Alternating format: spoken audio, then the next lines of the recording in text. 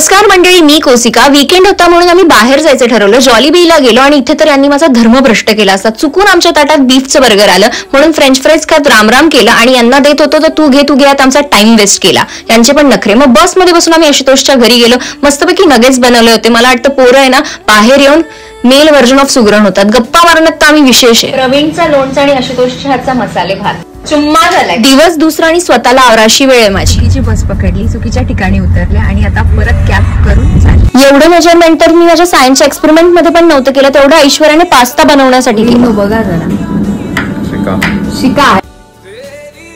आम्हाला एक्सपेरिमेंट नाहीये, मी बनवलंय हे जेवण. किती वेळेस बनवलंय सांग? 5 की 6 वेळा. परफेक्ट मेजरमेंटने परफेक्ट पास्ता आमच्या मास्टर शेफने बनवला होता आणि खरंच खूप छान झाला होता. खूप छान झाला. पत्ते खेळत आणि माझं रडगाणं ऐकत आम्ही फायनली दिवस एंड केला. तुम्हाला कसं वाटलं कॉमेंट्स मध्ये सांगा. Thanks for watching. बाय.